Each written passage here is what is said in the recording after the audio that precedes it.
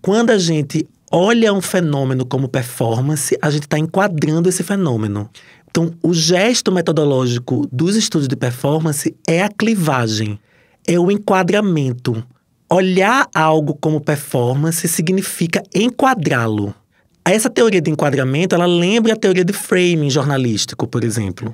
Mas ela tem um caráter talvez mais ambíguo, porque ela não está no regime normativo do jornalismo. Tem a ver com pensar o mundo como um teatro.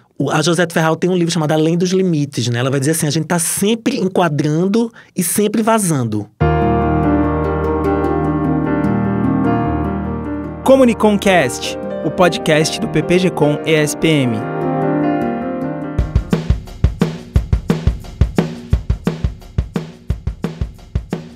Olá, eu sou Cássio Martinez e você está ouvindo a segunda temporada do Comuniconcast, o podcast do PPG-Com ESPM. Hoje, o nosso bate-papo é sobre comunicação, consumo, estética e performance. Oi pessoal, tudo bem com vocês? Eu sou a Cissa Matos e para esse primeiro episódio da temporada 2 do Comuniconcast, nós vamos receber dois convidados muito especiais. Tiago Soares, doutor, bolsista de produtividade em pesquisa CNPq, professor e pesquisador do Programa de Pós-Graduação em Comunicação, PPG-Com, e do Departamento de Comunicação da Universidade Federal de Pernambuco. E Gabriela Almeida, doutora, bolsista de produtividade em pesquisa do CNPq, pesquisadora, professora titular e vice-coordenadora do PPG-Com SPM, líder do grupo de pesquisa Sense, Comunicação, Consumo, Imagem e Experiência, e atual vice-coordenadora do GT Comunicação e Experiência Estética da Compós. Tiago, Gabriela, sejam muito bem-vindos a esse nosso espaço. Vou começar as nossas perguntas direcionando uma pergunta para o Tiago. Tiago, você poderia contar um pouco para a gente sobre o seu caminho profissional, acadêmico e também os seus trabalhos em desenvolvimento? E eu vou aproveitar para você contar um pouco dessa trajetória que conecta um pouco dessa sua vivência acadêmica junto com a da Gabriela. Ah, legal. Gente, queria primeiro começar agradecendo o convite, né, de estar aqui com vocês.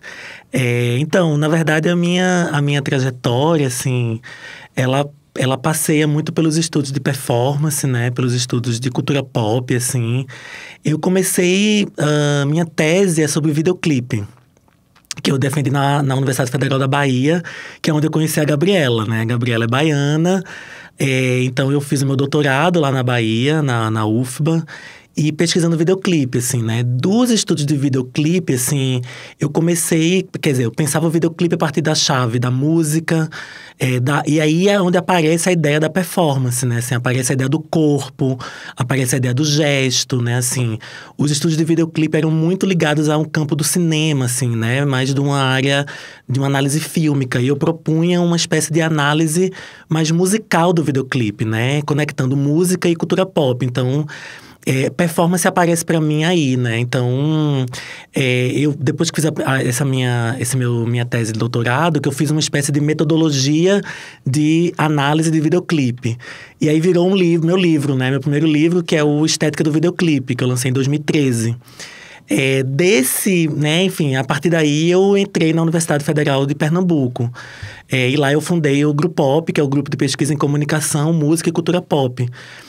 Justamente para tentar entender esses movimentos do campo da música, da cultura pop, né? E o videoclipe é esse campo aí, né? Esse objeto, assim, muito interessante, né? Então, e a partir daí, né, assim, eu fui realmente, assim, desenvolvendo pesquisas voltadas para o campo da cultura pop, para o campo da performance, né? Assim, porque, para mim, performance é uma lente, assim, para a gente entender os movimentos das celebridades, desses personagens públicos, né, da esfera pública, da esfera midiática.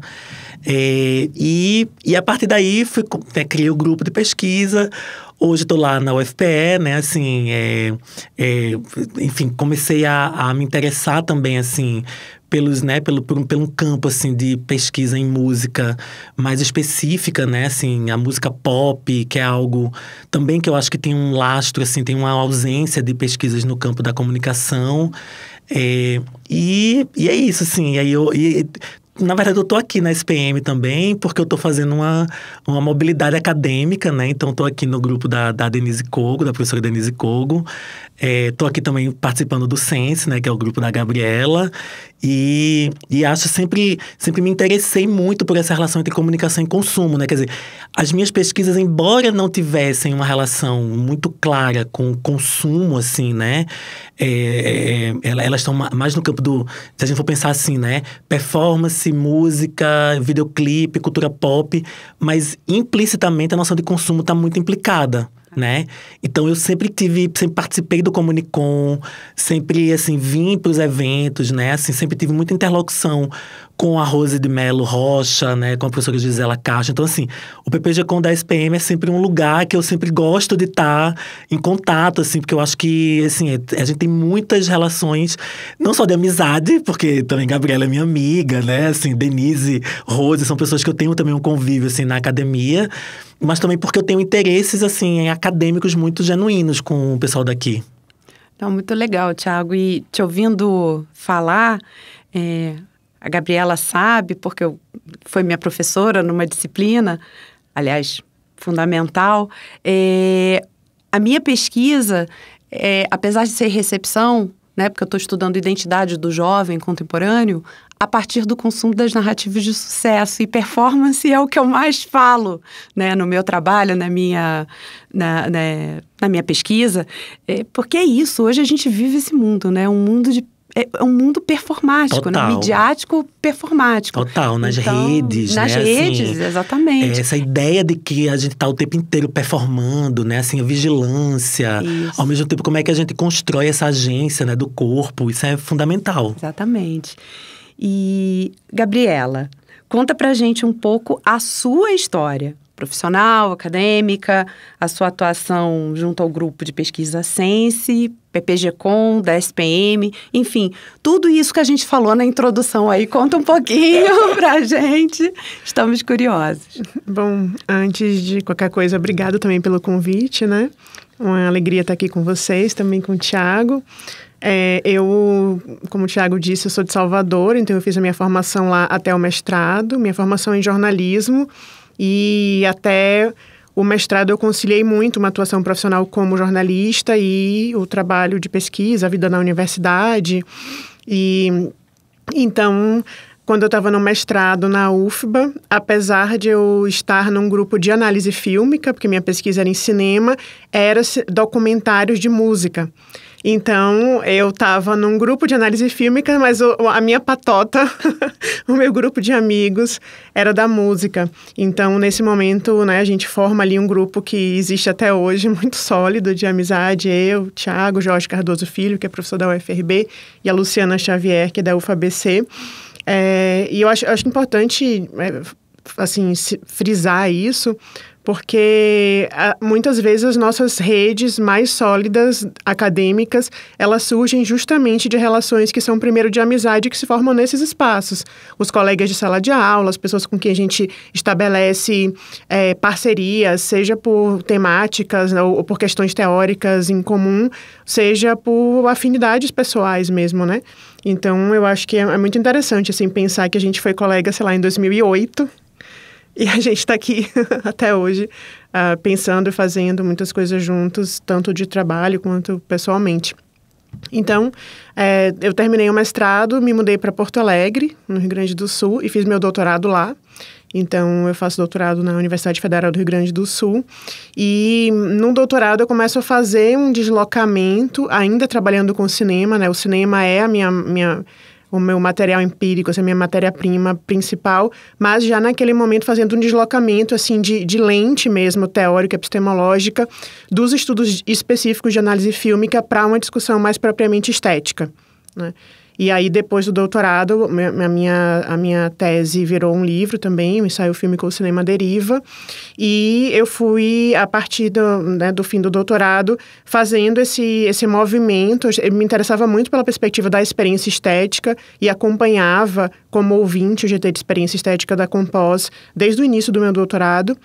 E aí fui fazendo esse movimento, assim, durante o doutorado, mas principalmente depois, de buscar esses espaços de interlocução em que eu pudesse continuar trabalhando com cinema, mas numa perspectiva mais próxima da estética do que exatamente, estritamente da análise fílmica.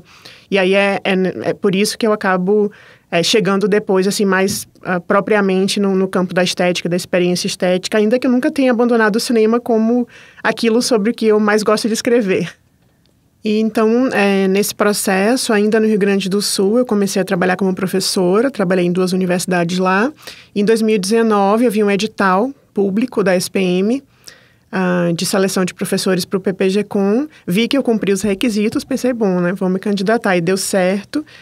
Desde então, eu estou aqui, completando 6 anos, agora no final do ano, na instituição e no PPG-Com. E o PPG-Com tem uma política, né, dos professores coordenarem grupos de pesquisa, liderarem grupos de pesquisa, para terem um espaço ali para desenvolver seus trabalhos junto com seus orientandos, com seus parceiros e parceiras. Então, o Sense foi um espaço muito pensado para abrigar pesquisas que pudessem pensar a imagem nessa perspectiva da estética, né? Claro, considerando também a questão da relação entre comunicação e consumo, mas, desde um primeiro momento, não foi o objetivo criar um grupo de cinema, né? Até porque, assim, tem uma diferença hoje muito grande de interesse, especialmente de pessoas muito mais jovens, em relação ao que se pesquisar quando a gente fala de imagens em movimento.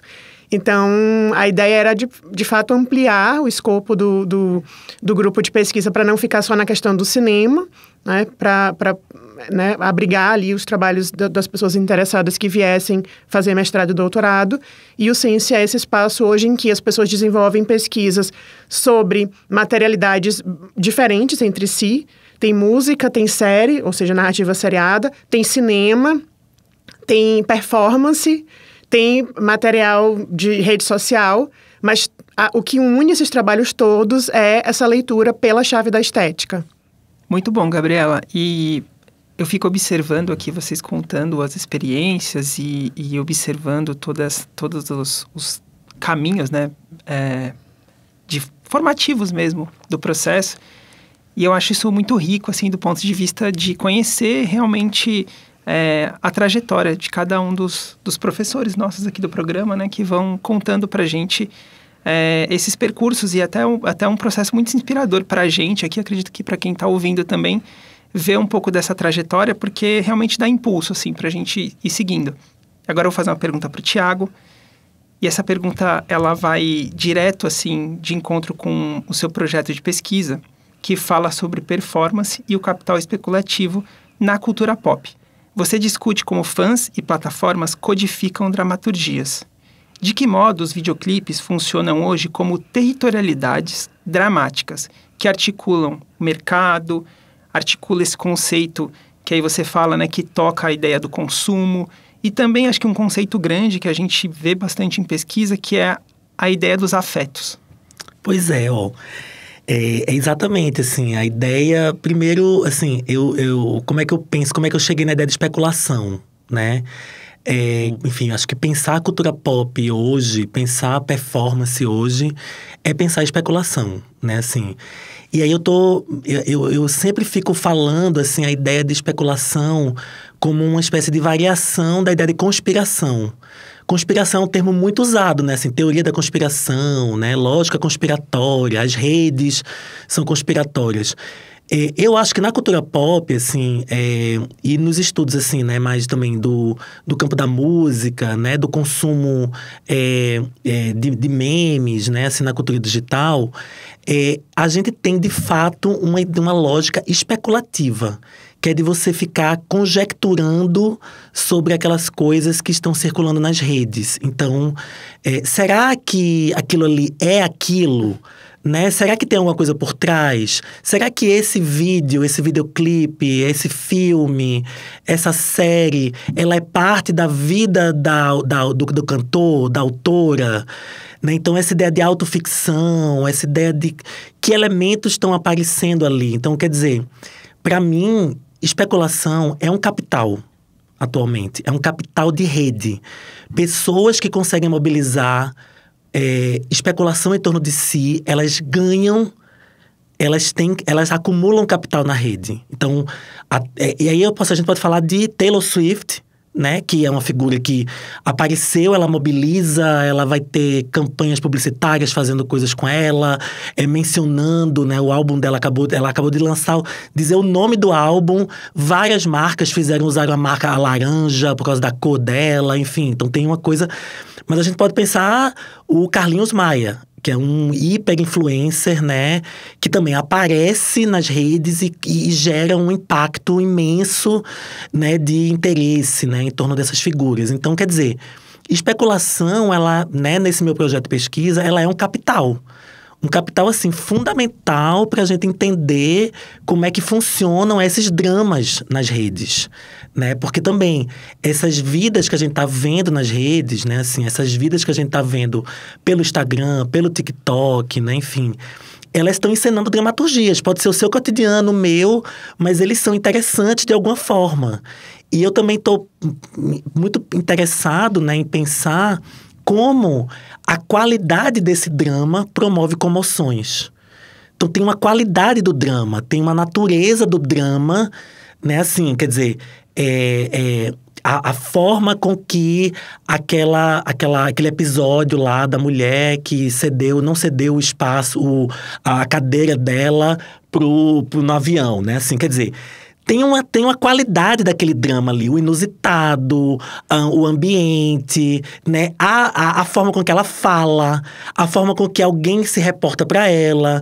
Então, quer dizer, a gente tá o tempo inteiro avaliando pessoas nas redes, né? Aí, assim, eu me inspiro muito no trabalho de Gabriela, assim, na forma com que Gabi tem ela me traz muitas referências do campo do cinema, porque isso que a gente tá vendo agora, muito do cinema performático, né? Eu aprendi muito com Gabi da Chantal Akerman, né? É performance, né? Então tem muita coisa que o cinema já debateu, né, que eu, assim, tô um pouco banalizando, assim, no melhor sentido, mas levando para um campo mais banal, né, enfim, das redes sociais e tudo, mas que a gente, eu acho que fazer esse caminho, assim, que é o que eu acho muito legal, que me interessa muito também na pesquisa de Gabi, e do pessoal do Sense, né?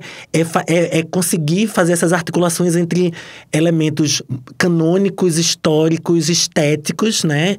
Com esses objetos que também estão me interessando, que é essa dimensão também do cotidiano, do pop, do meme, né? Que também está aparecendo ali. Então, eu acho que isso é um modo que a gente está vivendo hoje, né, que tem muito a ver com consumo, tem muito a ver com esses corpos, né, que estão aparecendo pra gente, né, e que nesse caso, eu acho que a ideia de olhar esteticamente esses fenômenos também é muito interessante, porque não é só a gente fazer análise de rede social pelos dados, assim, né, porque tem muito isso, né, assim, números, dados, número de like e tal, e a gente às vezes deixa de fora o gesto, a dimensão dramática, a dimensão coreográfica, que talvez seja talvez não, é tão importante quanto esses dados, né? Então, por isso que essa ideia de cruzar os elementos empíricos e teóricos, assim, nesses movimentos, para mim é fundamental para entender o contemporâneo. Concordo plenamente, plenamente. E eu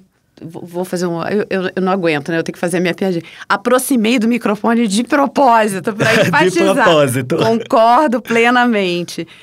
Codificar dramaturgias é espetacular. Eu, com a sua permissão, usarei isso na minha dissertação, porque é exatamente o que eu estou vivenciando. E especulação, inspiração. Eu estou dentro da cultura da inspiração, né? De que forma todo esse teatro, né? As redes sociais, um grande palco, né? Exato. E aí, influenciadores, seja a Taylor Swift, ou seja o rapaz que faz o dropshipping, que é a minha área ali, influenciando, e aí influenciando mesmo, afetando diretamente a vida do jovem. Quer dizer, é isso.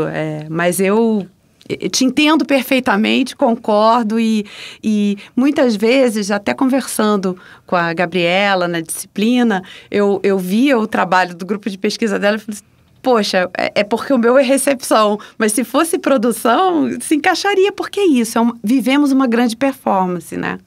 E já que ele falou Gabi, eu vou parar com esse negócio de Gabriela e vou falar Nossa, vou falar Gabi, né? Eu botei uma coisa totalmente informal, Não né? é? E é isso aqui é um grande bate-papo. Todo mundo chama ela de Gabi, por que a gente tem que ficar no Gabriela, né? Então, Gabi, com a sua permissão. Seu projeto sobre esse debate estético na esfera pública, principalmente digital, questiona a possibilidade de ainda conseguirmos discutir obras para além da imediaticidade da economia da atenção. Bem isso, né? A nossa realidade hoje. Quais são as armadilhas desse ambiente? Se é que a gente tem armadilhas mesmo, ou alguma outra coisa que você possa, né, trazer para a gente debater aqui, e como elas reconfiguram o julgamento estético, né? Porque já que estamos falando aqui de performance, de estética e de toda essa questão também muito forte visualmente, né? Assim, o projeto, ele surgiu de um processo muito de observação de alguns fenômenos nas redes, especificamente de momentos em que um debate sobre algum tipo de produção artística me pareceu interditado, né? E esse debate ele pode ser interditado por várias razões.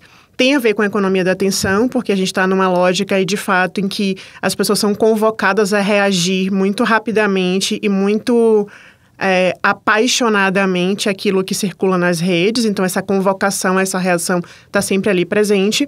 Mas também tem um contexto que é um pouco mais complexo, porque quando a gente fala do juízo estético, a gente pode estar falando de instâncias que são muito diferentes. Vai da crítica profissional, né, instaurada ali no jornalismo profissional, a pessoa comum que comenta alguma coisa numa rede e emite um juízo. Então, acho que, em primeiro lugar, é importante separar essas duas instâncias. O que me parece é que, mesmo que a gente separe as duas instâncias, chega algum momento em que, nesses dois espaços, ou a partir da ação desses tipos diferentes de agentes ou de atores, seja o crítico profissional, ou seja a pessoa comum que vai lá e comenta, essa tentativa de embargar o debate pode acontecer. Ela vem na forma de uma prescrição sobre o que se pode ou o que se deve gostar. Ela vem na tentativa de desmerecer ou de calar alguém que eventualmente emita um juízo que a gente considera negativo sobre um artista que a gente gosta. E aí, para colocar um grau ainda maior de complexidade na coisa, quando eu coloco isso como uma questão, eu não estou querendo defender a volta, se é que já existiu em algum momento, a uma ideia de crítica imanente. Vamos aqui ficar só na obra, nos aspectos internos à obra e nada mais no contexto de produção, de circulação e consumo importa, porque isso aí não existe e também não é produtivo que seja, né, que a gente deseje.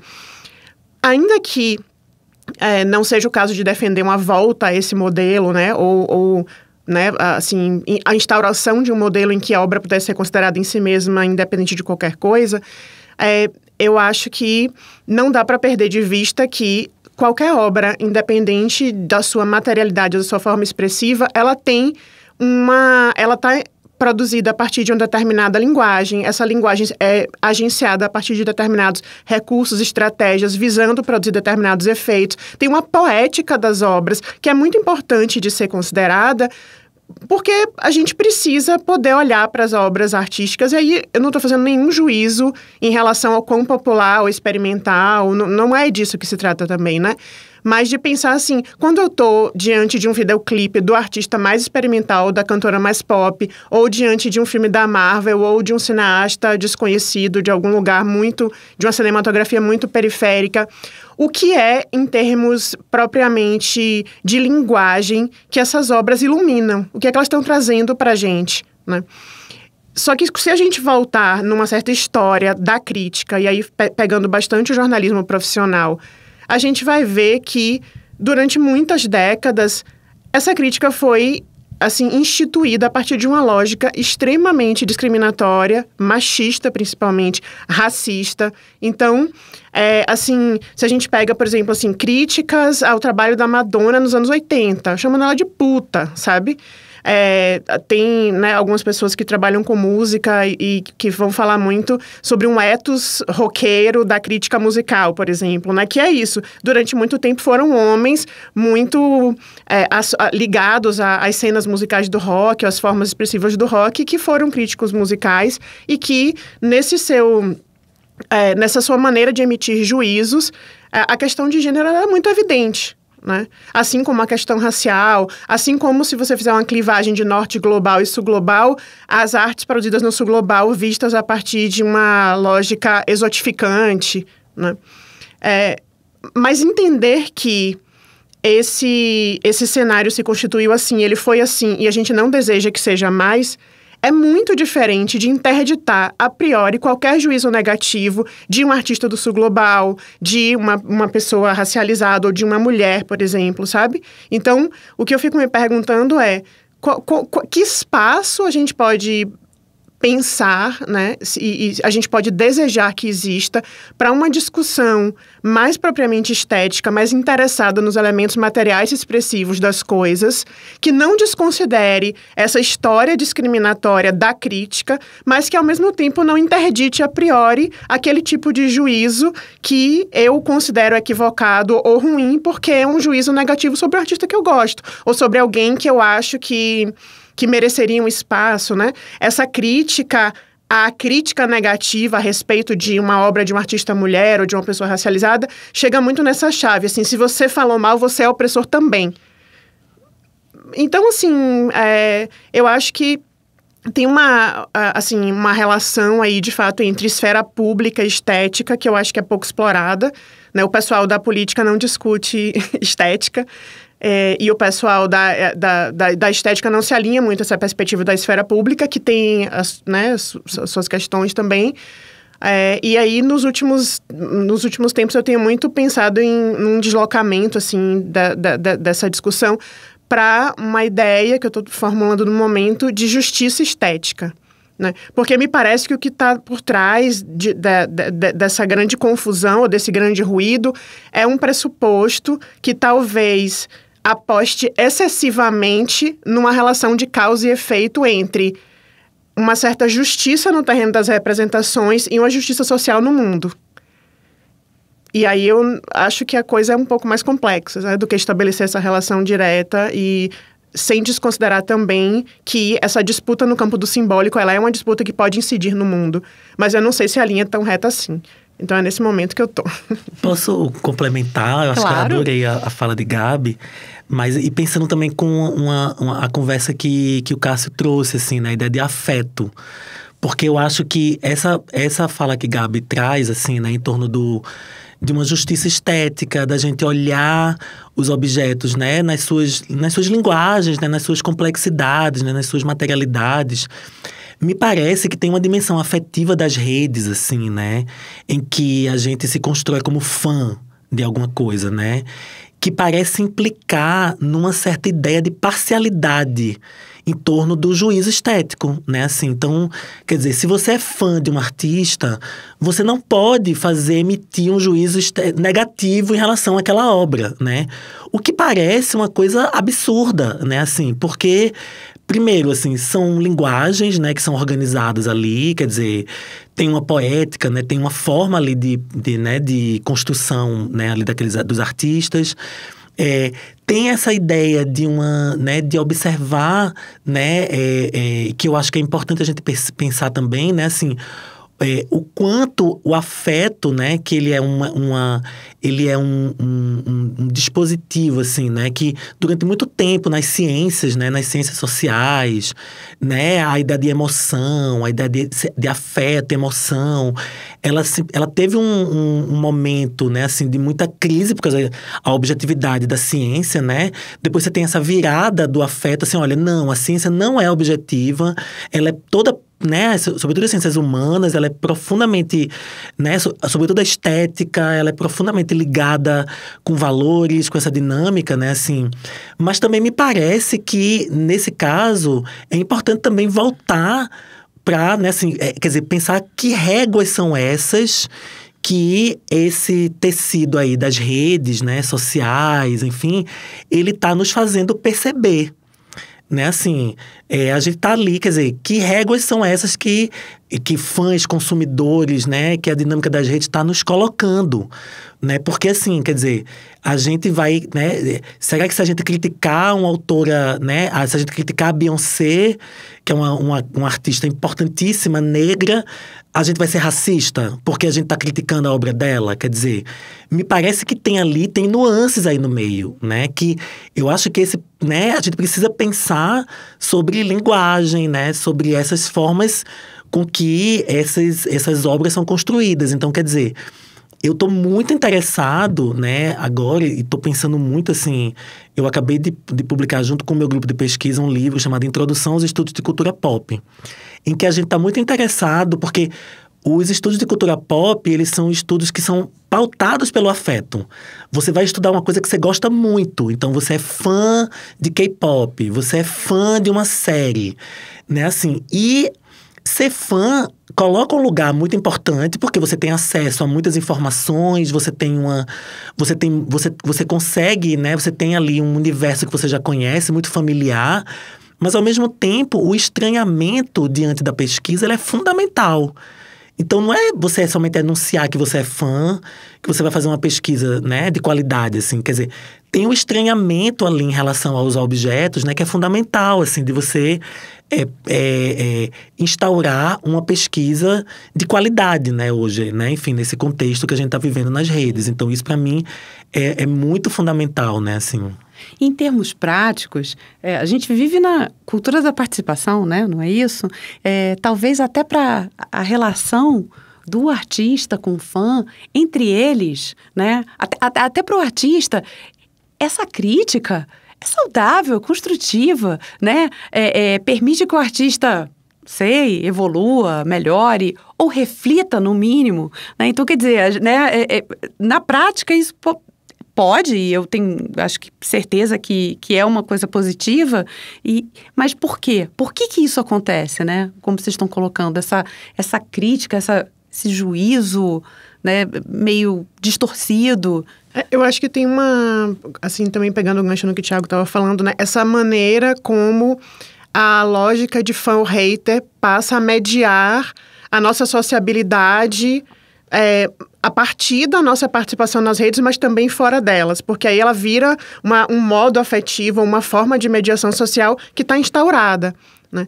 Só que isso achata muito as possibilidades de discutir as coisas, porque ou você ama ou você odeia, não tem nada no meio do caminho, e aí, de fato, assim, o trabalho que muitos artistas em várias linguagens estão fazendo e que pode ser, assim, avaliado não no sentido de uma avaliação, né, em termos muito normativos, mas como que ele pode ser pensado propriamente esteticamente como algo que está trazendo a contribuição para determinada linguagem, se você restringe tudo a gostar ou não gostar. Sabe? Então, acho que no caso do cinema negro brasileiro, por exemplo, se a gente pensar numa experiência como a Filmes de Plástico, que é um coletivo de contagem na periferia de Belo Horizonte, que tem produzido nos últimos mais ou menos 15 anos um conjunto de filmes que é uma das cinematografias mais consistentes que a história do cinema brasileiro já viu. Eles estão produzindo uma rasura que está no terreno da representação, mas que também é muito maior do que o terreno estritamente da representação. Tem a ver com outras formas, com reivindicar um direito de se narrar e produzir outras formas, outras narrativas, outras estéticas, outras histórias para contar experiências negras periféricas no Brasil. Tem, mas isso não está, para eles, dissociado de um trabalho propriamente com a linguagem, sabe? Então, é um cinema incrível, é um cinema extremamente precioso num trabalho, especialmente com a mise-en-scène, com uma forma de pensar uma associação entre documentário e ficção que é do futuro, sabe? Então, se a coisa fica toda circunscrita ao terreno das políticas de representação, e eu não estou dizendo que elas não importem, né? Aquilo vai ser uma experiência válida porque é uma experiência de cinema negro. Ela é válida como uma experiência de um cinema negro que está levando o cinema brasileiro para um outro lugar. Mas você só vai poder conseguir entender isso se você olhar propriamente para os filmes, se você deixar os filmes falarem, sabe? Então, é nesse sentido, assim, que eu acho que a gente poderia, né, coletivamente, pensar um esforço para entender essa dimensão muito situada dos contextos de produção, circulação e consumo, especialmente de obras produzidas por sujeitos ou sujeitas, sujeitos, né, oriundos de grupos minoritários, mas também entender, do ponto de vista, né, mais propriamente expressivo, o que aquelas pessoas estão fazendo também. Eu acho que o que a gente está falando aqui, de alguma forma, é também um pouco sobre o lugar da crítica hoje, né? Onde é que a crítica... Porque, assim, a gente está falando aqui, né, assim, veja, a crítica, ela está nas redes. A crítica, ela está no jornalismo, né? O pouco jornalismo que existe, né? Assim, o pouco jornalismo cultural que existe, né? Assim, e a gente está falando também, que eu acho que é um outro elemento, né? Assim, o lugar que a academia está ocupando hoje, né? Assim, de qualificar o debate. Eu acho que é um pouco sobre o papel das ciências humanas, das ciências sociais, das artes e das humanidades na qualificação de um debate no tecido social, né? Porque o debate está muito pobre do ponto de, se a gente for olhar. E aí, veja, a dinâmica algorítmica, a dinâmica das redes, né? Isso que Gabi está falando, assim, é muito binário, né? Gosta ou não gosta, né? Assim, é fla-flu, né? Assim, o bem mundo... Bem mal, né? Bem mal, exatamente. Totalmente maniqueísta. Isso é próprio da lógica algorítmica. Isso é próprio da dinâmica das plataformas. A gente aqui... Desse lado, da universidade, nos programas de pós-graduação, nas pesquisas em estética, em performance, a gente tem que refutar e qualificar esse debate. Mostrar que esse debate nas redes, ele está contaminado por uma lógica algorítmica profundamente perversa, né, assim, no qual a gente vai ver aí, né, figuras, né, pedofilia, né, adultização, para a gente usar um termo, né, essa dinâmica das redes agora, que é perverso na sua gênese. Né? Então, quer dizer, me parece que essa reivindicação que a gente está fazendo aqui, né, de olhar para os objetos, de olhar as coisas de forma complexa, acaba sendo uma chamada, né, assim, para o papel da ciência social, das ciências humanas, das artes, na qualificação do debate público. Né? Então, eu acho que é muito mais sobre também, uma crítica aos discursos que estão operando nas redes e como a academia vai ser um ator fundamental para a qualificação desse debate. Gente, eu tô achando incrível. São muitas ideias e eu vou até... Eu gosto de fazer esse processo da gente recapitular um pouco para quem tá ouvindo a gente fazer alguns links. E eu achei, assim, fantástico a fala do Thiago, porque ela tem ela me fez refletir sobre uma questão muito interessante, que é essa do tornar-se pesquisador, né? Quando você consegue ter a capacidade de, mesmo imerso pelo seu objeto, ter esse distanciamento para fazer uma crítica que ela é precisa, né? E aí a Gabi, vou também tomar o nickname aqui para mim, ela fala um pouco sobre esse processo do achatamento, né? E aí tem essa reflexão de a academia fazer um processo, que também é um processo de afetação, de tentar desachatar o objeto. E para concluir, eu achei o máximo a ideia do ethos do rock, porque eu sempre senti um peso de crítica sobre principalmente aos produtos musicais, e parece que é uma négua que eu não conseguia nomear. E aí a Gabi falou isso, me veio assim muito forte essa ideia, foi fantástico. Agora, a gente vai falar um pouco de um assunto que a gente adora, e é um assunto que eu acho que ele ajuda a gente a traduzir um pouco as pesquisas, que é o nosso espaço para falar de metodologia, descoberta, desafios. E aí essa pergunta vai para ambos. Eu vou começar perguntando para a Gabi, como desenhar métodos para objetos tão voláteis como plataformas, algoritmos e performances? Onde estão os principais limites e potências de um olhar do pesquisador hoje para esse tipo de objeto? Eu acho que essa é uma pergunta muito oportuna por duas razões. Por um lado, a gente vive um momento em que, principalmente na nossa área, né, ou nas ciências sociais de uma maneira geral, existe um espaço muito maior para questionar formas hegemônicas de produção de conhecimento, que tiveram a razão de existir, mas que também, né, em alguma medida são muito excludentes e que produziram formas, desenhos ou modelos de pesquisa que também hoje, para determinados objetos, parecem muito engessadas. Ao mesmo tempo, eu acho que isso também gera um movimento, assim, de uma recusa a priori da questão da metodologia na pesquisa, como se toda metodologia fosse normativa e como se toda metodologia, ela reduzisse, de alguma maneira, a pesquisa a alguma coisa muito enquadrada. Aí eu acho que também já que a gente está falando de extremos, tem que ter um pouco de cuidado, né? Porque não é nenhuma coisa nem outra só. Então, quando a gente pensa em metodologia, eu acho que hoje o esforço vem sendo muito em pensar, em desenhar um tipo de método ou um tipo de articulação teórico-metodológica, né, propriamente epistêmica, que funcione para cada tipo de trabalho desenvolvido, mas que ao mesmo tempo venha de um lastro que está reconhecido cientificamente, né? Então, acho que esse é o principal movimento.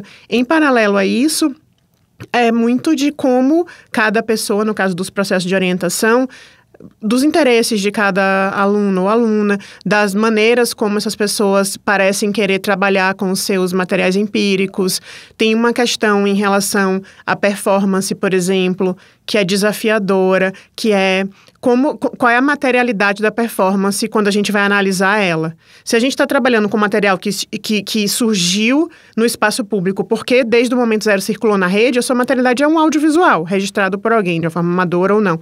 Mas, quando a gente está trabalhando, por exemplo, com uma performance numa galeria ou no museu, ou com um show, etc., o que é essa materialidade exatamente? Né? A gente escreveu juntos um texto em que justamente a gente teve a experiência juntos de ir no show da Rosalía, né? Então, é um filme, dois shows, Rosalía e Arca. Então, são dois shows, é um filme, é uma exposição.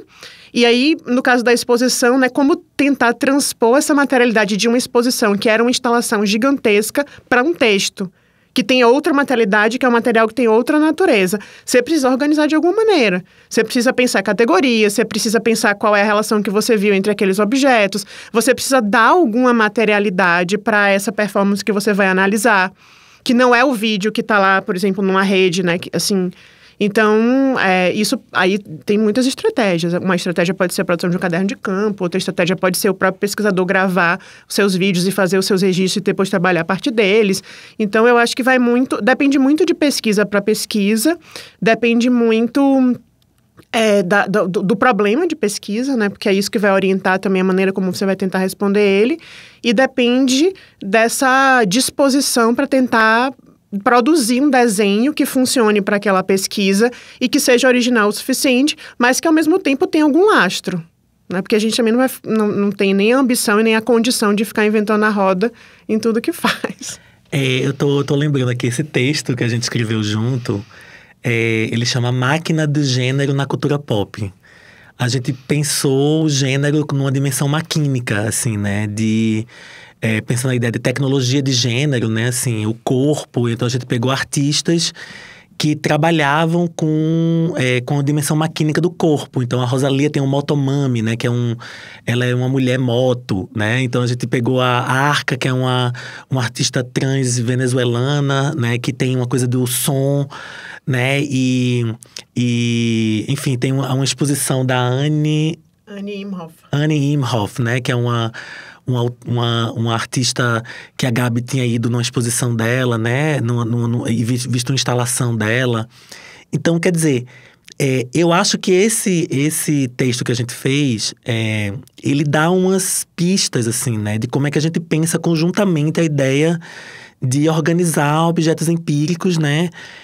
Organizar essas empirias. Então, a gente trabalhou naquela ocasião com uma ideia de constelação, pensando a ideia de Benjamin, né? Assim, a ideia benjaminiana de juntar objetos e, ao mesmo tempo, esses objetos, né? Eles formam ideias, que são ideias-imagens. Então, essa ideia de pensar a máquina do gênero a partir desses objetos, né? Assim, então, e essa ideia de agrupar materialidades, né? Assim, que aí, né, pensando especificamente sobre o modo com que eu também estou trabalhando no grupo de pesquisa, né, no Grupo Pop, né, o grupo de pesquisa em comunicação, música e cultura pop, a gente tem pensado muito em performance como uma chave metodológica, né, assim. E aí, assim, o que é que significa isso, né? Significa que o principal gesto, e que também tem a ver com essa ideia da constelação benjaminiana, é pensar que quando a gente olha um fenômeno como performance, a gente está enquadrando esse fenômeno. Então, o gesto metodológico dos estudos de performance é a clivagem, é o enquadramento. E aí, pensando toda a teoria da performance, né, de José de Ferral, né, enfim, de Schechner, dos antropólogos, né, assim, olhar algo como performance significa enquadrá-lo. O enquadramento. Então, veja, essa teoria de enquadramento, ela lembra a teoria de framing jornalístico, por exemplo. Tem a ver. Mas ela tem um caráter talvez mais ambíguo, porque ela não está no regime normativo do jornalismo. Tem a ver com pensar o mundo como um teatro. Então, a José de Ferral tem um livro chamado Além dos Limites, né? Ela vai dizer assim, a gente está sempre enquadrando e sempre vazando. Então, quando a gente está no metrô e a gente está vendo uma briga no metrô, né, assim, uma confusão, a gente está enquadrando, a gente tá fazendo aparecer ali, né, um herói, um vilão, a gente está interessado, assim, a gente enquadra as coisas, né. Ao mesmo tempo, quando a gente está olhando nas mídias também, a gente está enquadrando também coisas.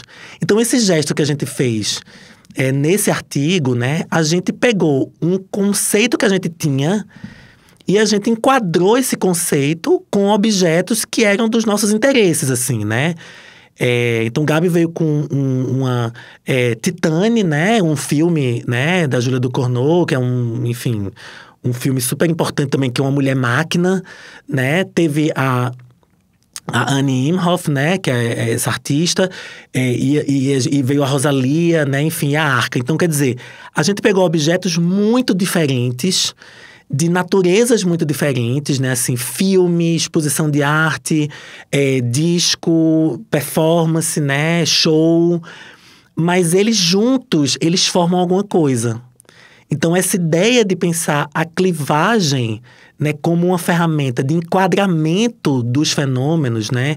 Eu acho que ela está muito alinhada nisso que Gabi falou, assim. Os objetos têm que falar, a gente tem que ver o que é que a gente está analisando, né? E a partir desses elementos, assim, a empiria, ela vai ser organizada de forma que ela mobilize também ali dimensões conceituais e teóricas que possam dar conta desse fenômeno, né? Então, quer dizer, eu acho que a ideia de... e eu concordo integralmente, assim, que eu acho que a gente precisa pensar sobre método. Eu sou ativista do método, assim, assim, porque eu acho que a gente está num momento, assim, muito importante, né, assim, de olhar uma dimensão, digamos, decolonial na universidade. A academia está se abrindo, né, para métodos, né, que envolvem outros elementos, né, assim, outras ordens, outras subjetividades, né, assim. Mas, ao mesmo tempo, quer dizer, é importante que a gente enuncie sempre, né, de onde a gente está partindo, que elementos a gente está evocando, né, assim... Quando a gente está falando, né, por exemplo, de metodologias mais decoloniais, que estão ignorando algumas lógicas prescritivas, né, assim, tem algo da antropologia que também já trabalhou com essa chave, né? Assim, a etnografia, ela tem uma dimensão, né, do sujeito, né, da apresentação, da autonarração, da autoconstrução como personagem. Então, quer dizer... Todos esses movimentos que a gente está vendo hoje, eles não estão sendo criados do nada, quer dizer. E aí, ao mesmo tempo também, quer dizer, conectar um pensamento radical, né, negro, né, ou um pensamento radical queer, né, como a gente está vendo hoje, com uma certa tradição e uma ruptura de uma tradição etnográfica, não está desmerecendo o pensamento contemporâneo, né? Está situando esse pensamento contemporâneo. Então, isso é fundamental. Então, eu sinto muito aí uma crítica realmente à academia, né, hoje, né, assim, parece que a gente está inventando a roda, né? Assim, quando a gente tem, assim, tradições que são muito importantes, né? Que têm lastros, assim, no campo da etnografia, da sociologia, dos estudos das artes, né? Assim, dos estudos de linguagem, né? Assim, que estão falando de coisas muito próximas do que um conjunto de autores, né? Contemporâneos estão tratando, né? Assim, e que parece que a gente não está fazendo esse movimento de voltar para algumas bases, para pensar assim, olha, o que é que tem de diferente? Tem algo de diferente, né? Disso que está sendo colocado agora, né? Então, quer dizer, que elementos são esses que estão sendo trazidos à tona? Então, acho que isso é um cuidado que a gente, como pesquisador, como professor, a gente tem que ter. E a gente tem que fomentar esse interesse, né, assim, junto aos nossos pesquisadores e estudantes, né? Porque isso dá complexidade para a pesquisa que você está fazendo. Perfeito. Vou pegar esse gancho e, já que a gente está falando aí de questões controversas, né? Gabi, cartografia de controvérsias, né? Você acionou esse método ao investigar embates estéticos nas redes. Como foi que essa abordagem, combinada com autores como Rancière, ajuda a ler um pouco esses choques entre moralidade, estética e enquadramento, gente? É tão perfeito pro que vocês estudam, né? Enquadramento, cinema, quer dizer, é perfeito, perfeito. E aí, Gabi, conta um pouquinho pra gente. Essa ideia de cartografia de controvérsias é um método de pesquisa com objetos de redes, né, especialmente com discussões que acontecem nas redes. E, obviamente, quando eu falo de esfera pública e de esfera pública digital, eu estou me filiando a um pensamento que é um pensamento habermasiano. Foi muito importante para mim, no processo de formular esse projeto, o contato com um texto de 2 professores da UFMG, o Camilo Ágio e o Ricardo Fabrino. O Camilo foi nosso colega na UFBA, que são pesquisadores do campo da política e que tentaram, antes que o próprio Habermas fizesse isso, atualizar essa ideia de esfera pública, pensando nas questões, nos problemas e nos desafios que o digital trouxe, né? Que é, primeiro, se perguntar, ainda podemos falar de esfera pública diante do que é, assim, formulado originalmente por Habermas como um modelo que é razoavelmente normativo? Estamos ainda diante de uma esfera pública e, se estivermos, quais são as suas particularidades? E aí eles vão falar de uma esfera pública digital e situando isso nesse texto numa dinâmica do neoliberalismo com várias questões que estão atravessando ali o processo de constituição dessa esfera pública digital. Só que, ao longo do desenvolvimento do projeto, eu fui me dando conta de que eu não estava muito interessada em fazer análise de treta de rede social. E todo o desenho original do projeto estava conduzindo a isso. Então, eu acabei abandonando a cartografia de controvérsias para pensar de uma maneira mais interessante, especialmente a partir de uma crítica que o Rancière, que é um autor muito importante para mim, faz a Habermas, né? Quais são os problemas de uma abordagem acerca da estética, dos produtos da cultura nas redes, nessas conversas que acontecem, por exemplo, isso que eu estou chamando de um julgamento ou de um debate estético ou de um juízo estético, principalmente nas conversas mais informais em redes, e como pensar isso menos a partir de uma perspectiva muito prescritiva habermasiana, que é o debate orientado a partir de princípios de racionalidade argumentativa e que acabam selecionando de uma maneira excessivamente normativa quem pode ou não participar do debate. Porque a racionalidade argumentativa, ela pressupõe um sujeito, né? E essa é a crítica que as feministas fazem ao Habermas desde os anos 60. Não é novidade. E o Rancière, ele é bastante crítico a Habermas também, ainda que talvez eles não se afastem tanto assim, mas o Rancière está muito interessado em pensar uma questão emancipatória. Então, quando eu faço esse deslocamento não vou abandonar exatamente o Habermas, inclusive por uma questão de formação, né? É um autor, assim, muito lido na UFBA, todo mundo que passa pelo POSCOM lê Habermas e tal. Mas, ao mesmo tempo, como me deslocar um pouco dessa perspectiva e dialogar mais a partir do Rancière, pensando uma dinâmica emancipatória, me parece, o contraponto total dessas lógicas muito binárias, o muito preto ou branco da rede social, que produzem qualquer coisa menos emancipação. Porque se você vai para uma lógica que é muito prescritiva, e no caso de alguns produtos da cultura, ela é prescritiva no nível, assim, quase da censura, né? Eu me lembro de alguns casos específicos, como a discussão em torno do filme da Barbie, por exemplo, que era assim, não assista, sabe? Ou a cinebiografia da Marilyn Monroe, feita pela Netflix, né? Tem uma thread muito popular na época que esse filme surgiu, que era assim, por que esse filme conta mentiras e por que você não deveria assistir? É natural que uma pessoa escreva ali um contraponto. Pô, assisti esse filme, eu sou fã da Marilyn Monroe, eu detestei esse filme, eu vou aqui falar alguma coisa. Mas tem um limite em que isso é ultrapassado, que é quando alguém diz assim, isso não deveria ser visto, isso não deveria ter sido assistido, isso não deveria ser exposto. Recentemente aconteceu uma discussão como essa em relação a uma exposição, que essa exposição não deveria acontecer. Aí eu acho que a gente já está entrando em outro terreno, sabe? Que é um terreno da proibição, e essa proibição está muito ancorada, que é o que também me interessa muito nesse momento de pensar, numa dinâmica de moralidade, sabe? Então, acho que tem o Richard Miskolci tem um livro muito bom, que é o Batalhas Morais, em que ele vai... É um livro bastante polêmico, né? Rendeu para ele muitos problemas, assim, no sentido da recepção desse livro, mas que ele aponta que tem um determinado momento em que, aparentemente, movimentos muito progressistas e muito conservadores, eles se encontram, que é na moralidade e na maneira como esses grupos acionam dinâmicas morais para tentar produzir interdições, ainda que o campo progressista se recuse um pouco a aceitar que está moralizando as coisas. Fantástico, Gabi. E ouvir você falando assim... Acho que faz até um contraponto com algo que o Tiago falou, que é sobre muitas vezes essa necessidade do próprio pesquisador de fazer um tensionamento no método, né? Para que ele possa se atualizar ou dar conta do objeto, né?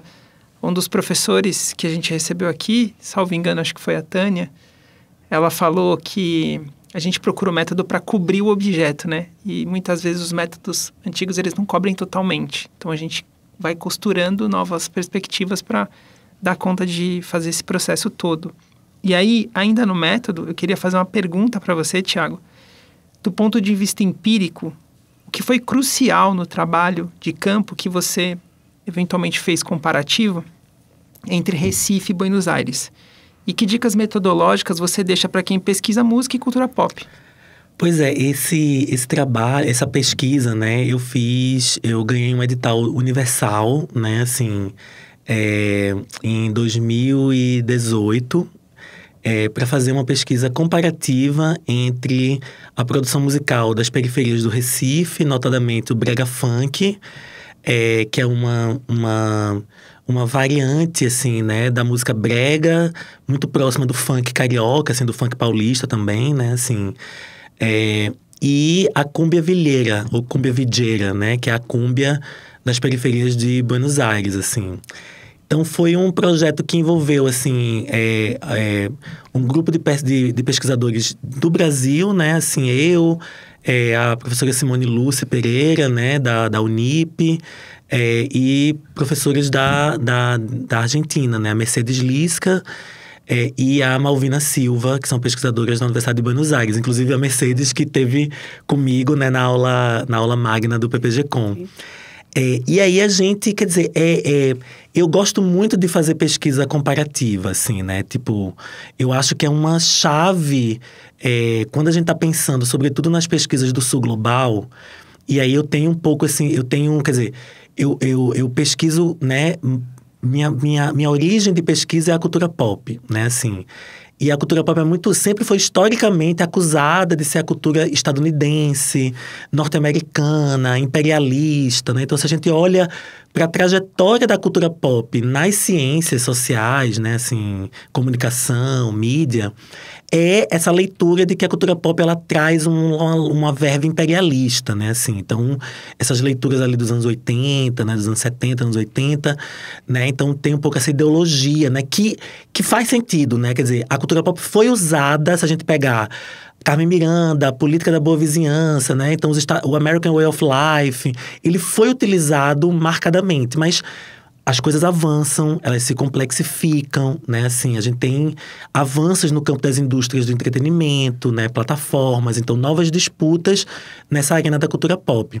E aí, meu interesse era justamente olhar para uma produção pop, né? Assim, quando eu tô falando assim do brega funk, da cumbia-vilheira, eu tô falando de produções que almejam o mercado, que tem muita capilaridade nas redes, né? Figuras muito emblemáticas também, assim, a MC Loma e as Gêmeas Lacração, com aquele clipe Envolvimento, né? Que elas fizeram assim de forma caseira, que bombou, né? Assim, então na Argentina, né? Tem Pibes, né? Pibes Rotos, né? Que são bandas muito importantes na Argentina, né? Assim, então, quer dizer, pensar essa produção pop no sul global, né? Nessa dinâmica sul-sul, inclusive, né? Que é a gente olhar para a produção brasileira, né? O quanto existem elementos estéticos, políticos. Então, a gente fez um conjunto de elementos, né? Assim, de semelhanças, né? Estéticas, políticas, urbanas, né, assim, que formam produções culturais, né, muito semelhantes, assim, né, que não estão em tese. A ideia da gente nunca pensar que há uma cópia ou uma cópia ou uma imitação, não é isso, quer dizer, é pensar que existem sensibilidades pop periféricas que estão habitando as periferias, né, as formas de vida, né, as formas com que essas cidades se organizam. Então a gente começou a perceber a questão, por exemplo, a Argentina tem as villas, né, ou as vilas, que são as favelas, né? Então, quer dizer, que é outro nome, quer dizer, tem um contexto específico, né, assim, mas são as comunidades mais pobres, periféricas, em que essas produções vão aparecer, né? Então, assim, ao mesmo tempo tem uma certa precariedade da produção, né, assim, do acesso aos dispositivos tecnológicos para produção musical. Então, quer dizer, a gente foi começando a perceber aí homologias, né, homologias estéticas, homologias urbanas, homologias poéticas, né, que vão aproximando, né, e que eu acho que são chaves interpretativas para a gente não achar que os estudos de cultura pop, eles são apenas ligados a você entender a Taylor Swift, né, ou o K-pop, né, o pop coreano, ou a Beyoncé, né, assim, não. Quer dizer, se a gente pensa, o trap brasileiro, o funk ostentação paulista da periferia, do Capão Redondo, isso tudo tá dentro de uma lógica pop, né? Assim, que você tá disputando o mercado, você tá entrando em lógicas das redes, você tá entrando em lógicas performáticas, você tá disputando essa cena, né, digamos, mercadológica. Então, quer dizer, para mim, assim, o que eu acho muito legal, assim, né, como agenda de pesquisa da cultura pop, é a gente pensar que toda essa dinâmica, toda essa produção cultural que está sendo, né, feita, né, seja no audiovisual, seja na música, né, seja na cultura digital, seja no cinema, né, assim, em alguma medida ela está disputando esses espaços comuns que a gente pode pensar como sendo algo na ordem do pop. Concordo. Você falando, eu estava, né? Não, eu estava até pensando exatamente, né? Hoje a gente vive essa coisa, aí tudo é K-pop, né? Até gosto dos menininhos lá, mas assim, é isso, né? E engraçado que eu que fui adolescente na década de 80, eu fui totalmente americanizada, Madonna, Michael Jackson. Adoro, continuo adorando, mas como o mundo mudou. E como a gente também pensar o pop, significa a gente pensar em novas geopolíticas. Isso. Porque veja que a gente tá falando aqui Carmen Miranda, né? Assim, a Hollywood, aí a gente tava falando aqui, né? Madonna, Michael Jackson. E a gente pega uma outra geração agora, que é BTS, Blackpink, que é a Coreia. Ou seja, outros imaginários estão começando a ser disputados, né? E que a cultura pop, ela tá apresentando isso. Eu tô fascinado agora, acho que é preciso que a gente entenda, por exemplo, o papel da China, da cultura pop da China, né, assim, porque esse imaginário americano, estadunidense, né, ele tá muito pautado na gente, né, assim, mas a gente tem aí uma força econômica como a China, né, assim, que, né, o que é que tá aparecendo. Eu tô impressionado, né? Me permitam aqui fazer uma coisa, com uma loja aqui de São Paulo chamada Busca Busca, que é uma loja que tem um influencer. O dono da loja é uma loja de tranqueira chinesa, que tem ali no Brás e tem agora em Santa Amário, né? Tem em Santa Amário também. Mas o dono da loja, ele é um influencer chinês. E ele fica falando com uma coisa meio cômica, como chinês, assim. E eu fico pensando, né, que imaginários são esses que a gente tem da China, né? Porque a China agora ela é uma potência econômica, é uma potência cultural também, né? Então, o TikTok é chinês, né? Assim, então, quer dizer, mas ao mesmo tempo é isso, a gente tem a tecnologia, mas a gente não tem o imaginário ainda, né? Então, o Busca-Busca, né, me parece, é uma aparição, né? E ele vende o Busca-Busca como sendo a Shopee presencial. Veja como é o contrário do digital. Então a gente tá vivendo um mundo totalmente digital e vem uma pessoa, um empresário chinês, e fica dizendo assim, olha, mas é um saco você ter que comprar coisa online e tal. Por que não pode ter uma Shopee presencial?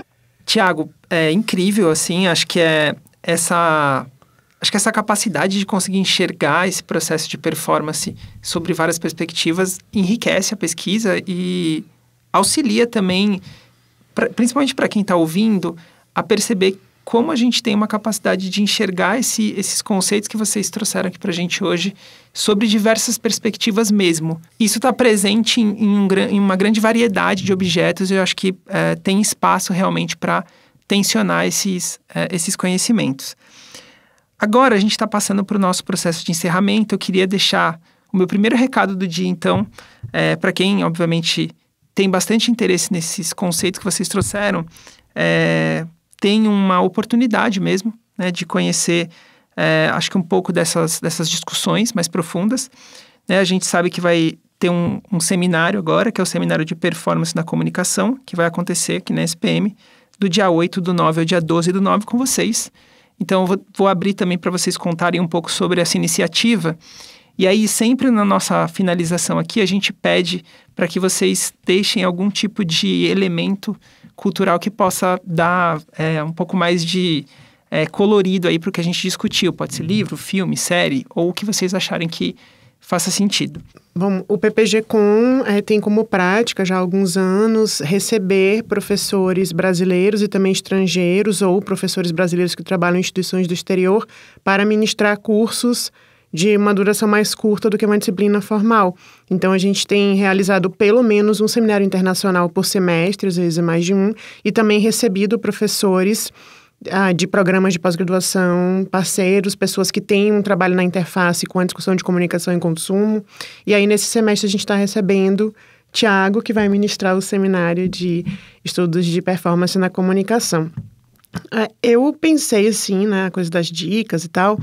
Na verdade, o que eu deixaria como dica acho que tem dois artistas que eu queria indicar nominalmente, mas de resto é uma dica um pouco mais geral. Acho que tem um cineasta e uma cineasta cuja obra é muito importante para pensar de fato o cinema, assim, que são o Harmony Korine, dentro dessa discussão que a gente está propondo aqui, né?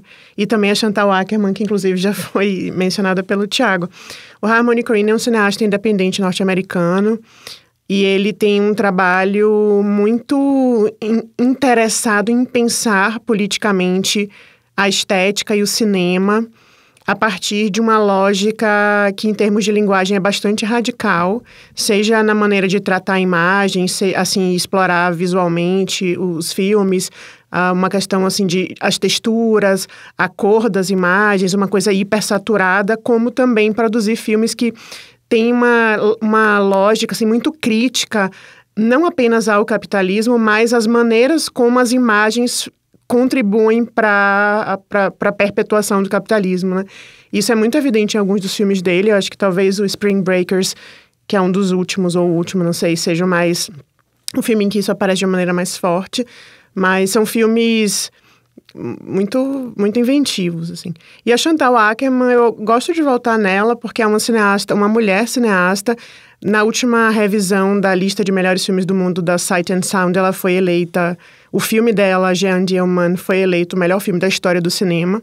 E claro que é uma publicação que envolve ali uma votação feita por críticos e tal, pessoas que foram convidadas, mas eu acho que nesse momento em que a gente tem valorizado tanto cinematografias que são periféricas ou que são obras produzidas por sujeitas ou sujeitos dissidentes de gênero e sexualidade ou racializados, etc. Eu acho muito importante voltar à obra dessa mulher. Ela faleceu, ela tem mais de 60 filmes e foi uma das pessoas que fez, não sei se o primeiro, né, marco zero, assim, é difícil de estabelecer, mas que fez um dos primeiros filmes lésbicos da história do cinema, que é o Eu, Tu, Ele e Ela.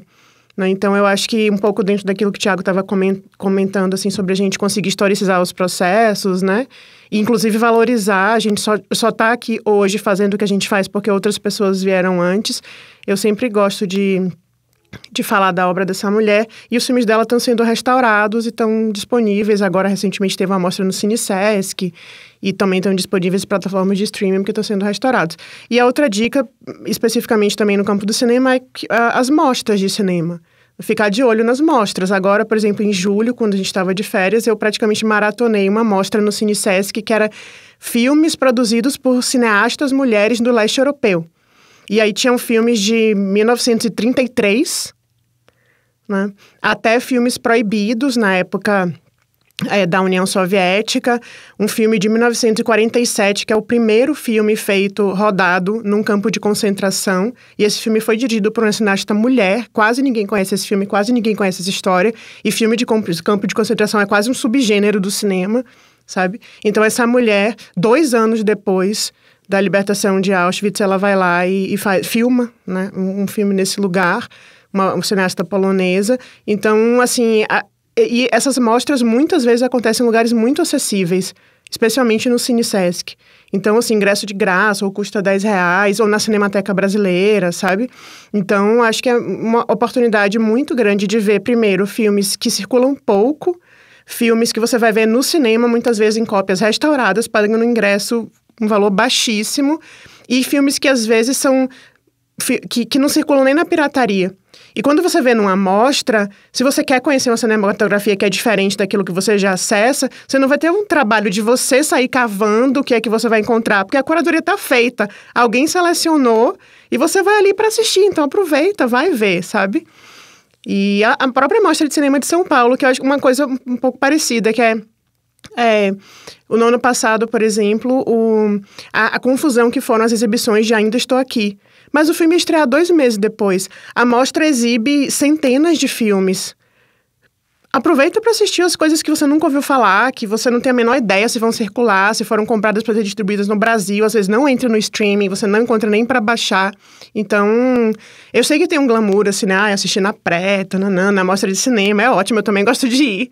Mas eu acho que essas mostras, e São Paulo é uma cidade incrível para viver isso, são possibilidades de acessar coisas que são de muito difícil acesso, a partir de um trabalho de curadoria que já foi feito por alguém, ou seja, você vai acessar o melhor e descobrir mesmo, né? Ter uma curiosidade, assim, de descobrir. Bom, o curso, né, o Estudos de Performance na Comunicação, que é um curso de curta duração aqui na SPM, ele já é um curso que eu já, né, faço ele na UFPE. Assim, justamente eu agrupo, assim, né, todas as linhas de pensamento dos estudos de performance, né? Assim, desde a performance no campo da antropologia, né? Da antropologia da performance, do corpo, mas também essa dimensão das metáforas teatrais, né? Para trabalhar a noção de performance nas interações sociais, na dimensão sociológica, né? Assim, performance de classe, performance de raça, gênero, né? Essas interseccionalidades, né? E o meu interesse principal, e estando aqui num curso, né, num programa de pós-graduação em comunicação, que é pensar o papel das mídias na mediação dessas performances, né, no que eu chamo de performances midiáticas. Então, assim, o curso é um pouco esse desenho do que a gente está pensando como possibilidade de pesquisa, né, para esse campo dos estudos de performance na comunicação. Porque também é isso, né? Assim, eu gosto muito, e aí já vou aqui um pouco também começar as minhas recomendações, as minhas indicações. Eu gosto muito assim, eu primeiro me interessei pelos estudos de performance, né? Assim, a partir do Hemispheric Institute da NIU, da New York University, né? Em que a gente tem um conjunto de pesquisadores lá que eu sempre gostei muito, né? A Diana Taylor, né? O Richard Schechner, o José Esteban Munhoz, né? A Leda Maria Martins, que hoje é um hit, né? Assim, na academia brasileira, né? O Performance do Tempo Espiralar e o Afrografias da Memória. Ela foi também, quer dizer, ela tem... Eu fui numa exposição dela sobre a obra dela no Itaú Cultural, né? E tem a carta que a Diana Taylor, né, deu para ela, para receber a Leda Maria Martins na New York University. Então, quer dizer, eu recomendo muito fortemente a página, né, o site do Hemispheric Institute. Tem uma revista lá, né, EMIS, né, Hemispheric, que é uma revista muito interessante, com ensaios, com textos, com muitas vezes... Uma coisa que eu acho muito legal na pesquisa em performance, assim, né, é a possibilidade de fazer pesquisa com rascunhos, né, com uma certa... de você publicar... Essa revista do Hemispheric Institute, ela publica, inclusive, trabalhos de campo, cadernos de campo, coisas que não são publicadas como artigo acabado, assim. Ensaios visuais. Então, são materiais de pesquisa, né, que eu acho que a gente hoje, pensando uma ideia de pesquisa mais ampliada, né, assim, eu acho fundamental que a gente olhe para esses objetos que estão em processo, né? Então, assim, publicar os cadernos de campo, publicar as anotações. Então, lá, por exemplo, tem textos da Diana Taylor, né? Que são textos que não viraram artigos, mas viraram anotações muito interessantes, né? Tem textos, por exemplo, o texto de um brasileiro que a gente também é super amigo, adora, que é o Denilson Lopes, né? Ele publicou um texto lá importantíssimo sobre a invisibilidade, né, queer, né? Então, assim, tem muitas vezes rascunhos e pesquisas, né? Rascunhos de pesquisas que eu acho muito interessantes. E também no campo da recomendação, assim, eu acho que a gente precisa, como pesquisador, como estudante, como acadêmico, como vivente desse mundo hiperperformático que a gente está vivendo, a gente precisa entender o teatro. Então, assim, eu acho que a gente precisa ver teatro. E eu acho que tem duas experiências contemporâneas, assim, em teatro, que eu acho que ficam borrando o nosso olhar, né?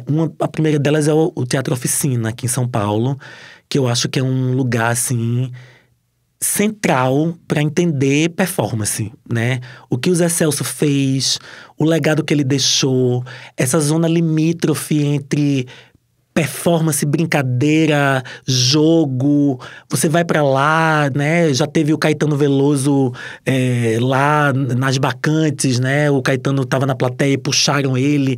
Tem uma coisa interativa que muita gente não gosta, né? Mas eu vou também lá, eu já fui várias vezes lá e também não interajo, também você, né, tem essa possibilidade. Então, acho que o Teatro Oficina, ele é um monumento mesmo da cultura brasileira pra gente entender corpo, performance, essa zona limítrofe entre o palco e a vida, assim, né? E um grupo pernambucano, assim, né? Que eu acho muito interessante, que está em cartaz aqui em São Paulo, no Instituto Brasileiro do Teatro, que é uma iniciativa que abriu agora ali na Brigadeiro Luiz Antônio, ali na Bela Vista, que é um grupo chamado Magilute.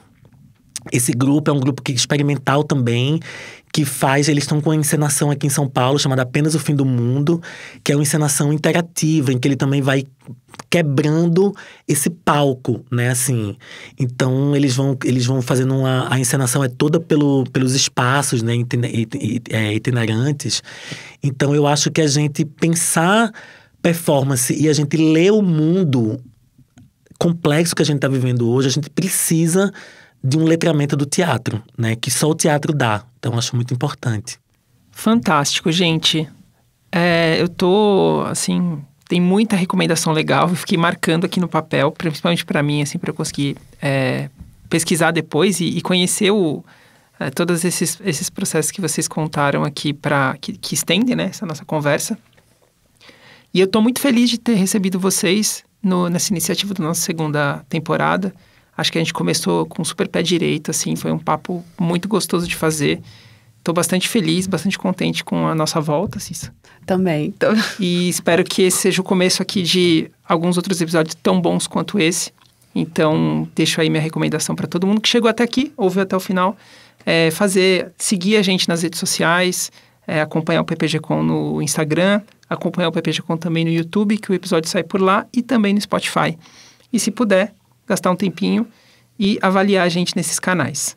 Bom, e como eu falei, eu tinha um segundo aviso, e esse segundo aviso é para que quem está ouvindo a gente até aqui não esquecer do Comunicom, que é o nosso congresso internacional bianual do PPG-Com da SPM.